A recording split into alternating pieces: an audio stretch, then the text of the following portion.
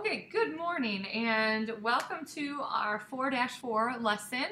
If you are in my class, we're looking in our note packet where it says 4-4 interpret two-way frequency tables. It's at the bottom of, I believe, your third page.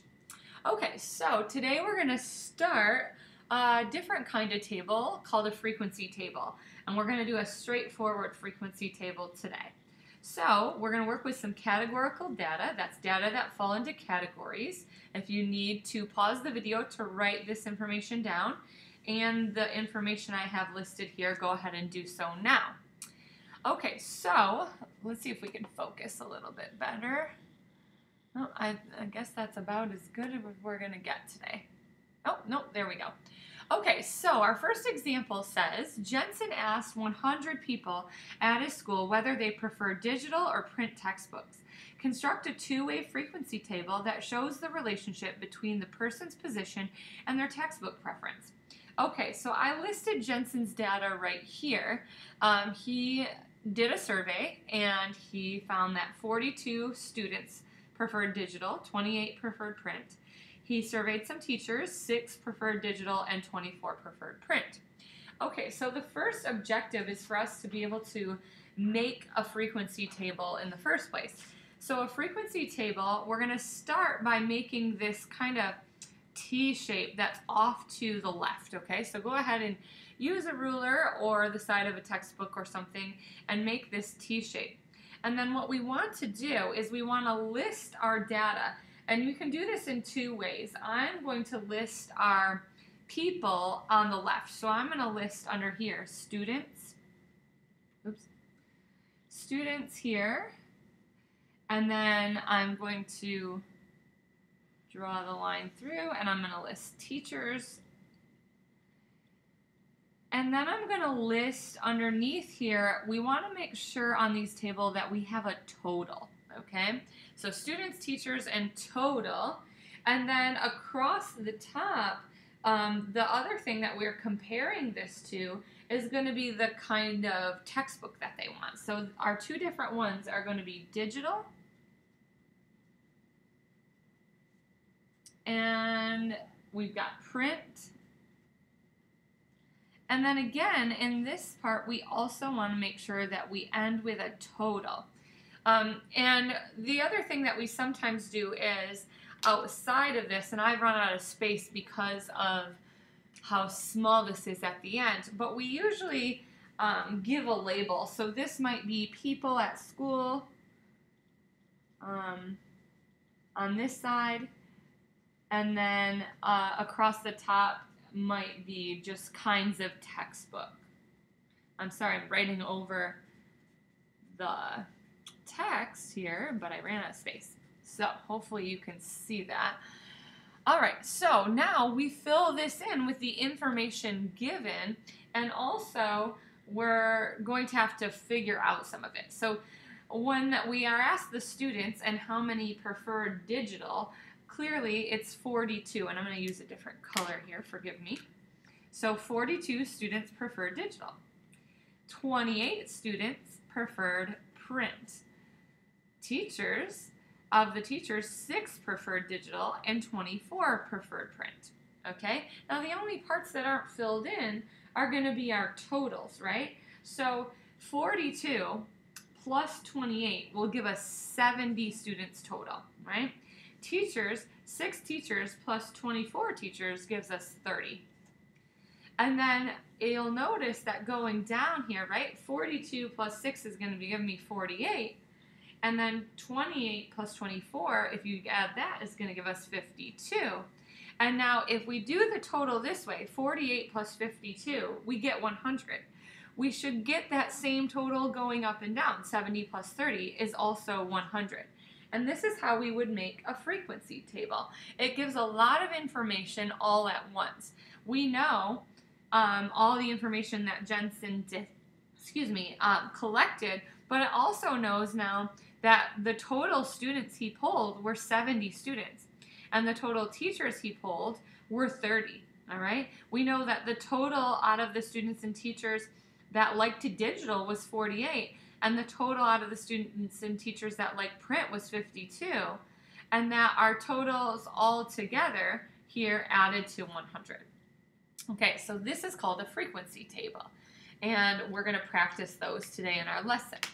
Okay, the next part, if you flip the page here, and hopefully your copy is clear enough that you can see it, but on the next page it says try it. So one thing we want to learn is how to create our own frequency table. The next thing we need to learn how to do is to fill in a frequency table that's partially filled in.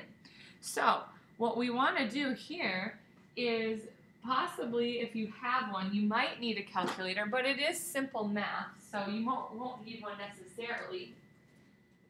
But for the sake of the video, I will show you on there in case you need to know what I'm typing in, or what to type in if you needed it.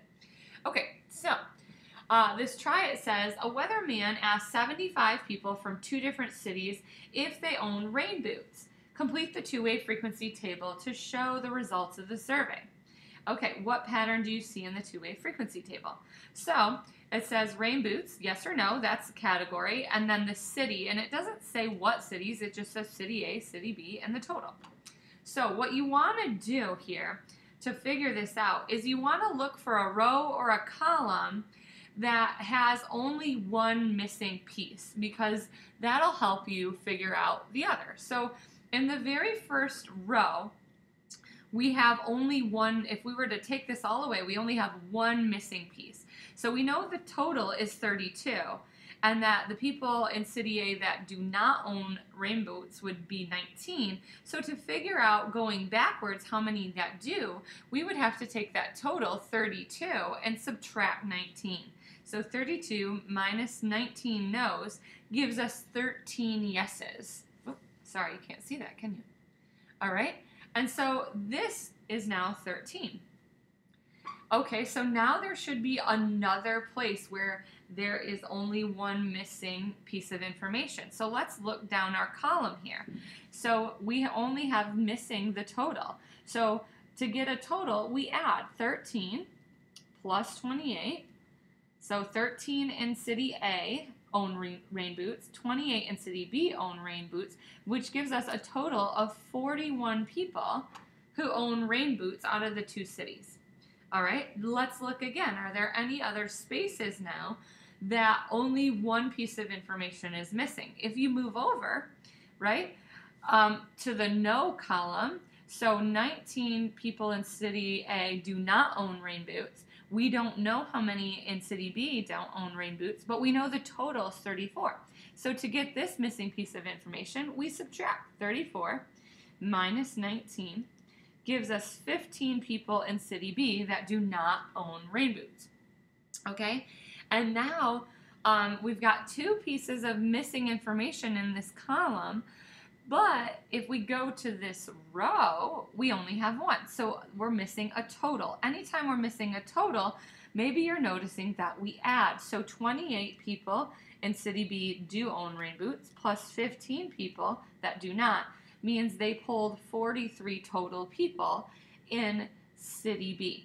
All right, and now we just have this remaining piece of information that's missing. And remember, it should be the same going down the column as it does down the row. So 41 plus 34, if we went down our row, gives us 75. Let's make sure that it's the same in our column. So 32 plus 43 also gives us 75. So that gives us the indication that we did this correctly. So what pattern do we see is that a couple of patterns. If we're missing a piece of information in the inside, we subtract. So to get inside info,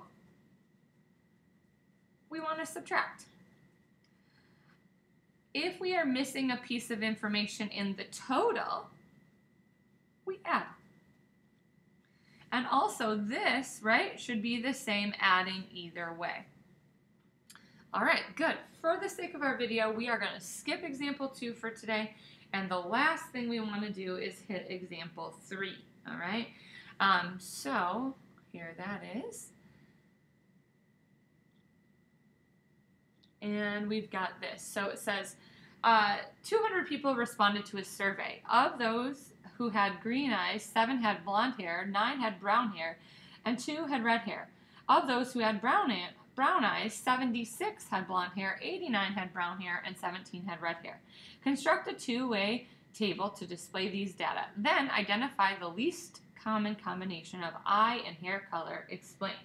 Okay, so again, we want to start with, every time you are asked for a two-way table, you want to start with this off-center T shape, okay? And again, we're probably going to leak into the words here when we're doing our labels, but that's okay. So, here we go. Now, what are the categories we are talking about? We're talking about eye color, so I'm going to list these here. Green was an eye color. We're talking about green and brown eye color. All right, and let's not forget that we need a column for the total. So they don't have any blue or hazel eyes, but that's just the problem, okay? I know they exist, but, you know, we can't just make up information. So blonde is a hair color. That's the other category we're looking for. And brown was another hair color. And also, we have a third one now, and that would be red. But we still need a total. So this one is not going to make this wonderful, perfect square. We have a 3 by 4 this time, and that's okay. And again, if we're being totally correct here, we would label this is eye color, and we want to label that because we're both talking about colors here, and this would be hair color. Again, I am writing over the words, and I apologize. Okay, so let's list the information that we got in here, right? Our first information, it says, of those who had green eyes, 7 had blonde hair, so we can put 7 in here. 9 had brown hair, so we put 9 in here because we're talking about green eyes. And 2 had red hair. Okay, great. Then it says, of those who had brown eyes, 76, wow, had blonde hair. So 76 has blonde hair.